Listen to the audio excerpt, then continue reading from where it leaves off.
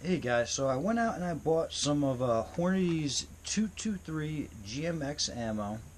And for those of you that don't know, the GMX ammo is a monolithic bullet that's supposed to retain a very high percentage of the weight and have good penetration. Also, you don't have to worry about lead fragments and all of that ending up in your meat. Since the 223 is a relatively small bullet at 55 grains, I was curious to see what kind of penetration power these had with the high weight retention.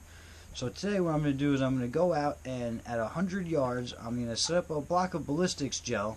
But to make it interesting, I also went out and I bought a full pork shoulder with, the leg bone, the shoulder blade, everything, and a full set of pork ribs. So I'm going to set those two up in front of the ballistics gel, shoot it, see what kind of penetration we get and what kind of wound cavity we get, and we'll see what happens afterwards.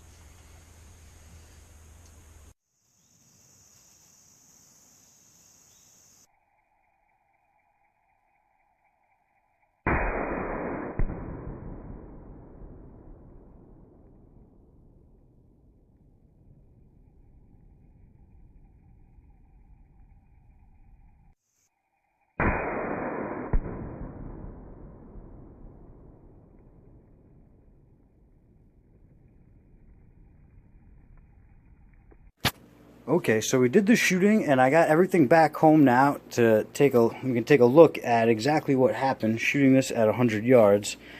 As you can see, the bullet did go into the gelatin, leaving a pretty massive wound channel through the shoulder. But unfortunately, it ended up exiting at about the 5-inch mark right here. But it did pull some meat into it, so it's definitely a pretty big wound channel. Here, now taking a look at the shoulder, the first shot hit here, second shot hit here, and the third shot hit right here. Now these two that hit the leg bone actually hit the leg bone, and then this one shot down into the ground and somehow bounced back up into the gel, and I was able to recover it. This one here went up the leg,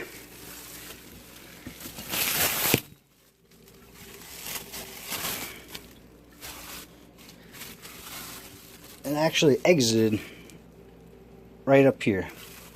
So if you look at it from this angle, you got an entry is here, exit all the way up here.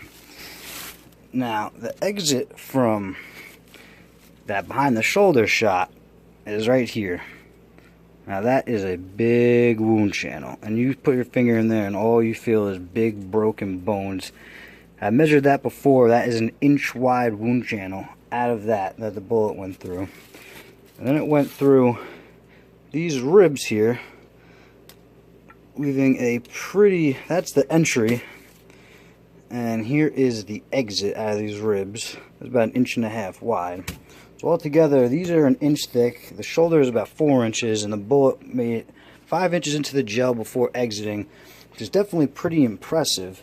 And the reason I think the bullets are actually bouncing off the bone is just because of the design of the bullet, being an all copper bullet and a hollow point. The second it hits something hard, it's going to fold back. And when you look at the bullet that I was able to recover, the top is very smooth and mushroom, so I think it just slides right off. But this is, what we got left. It retained 100% of the weight, and it also opened up to about 1/2 inch. I don't have a micrometer, so I can't give you an exact measurement, but 1/2 inch is pretty much what I measured on a tape measure.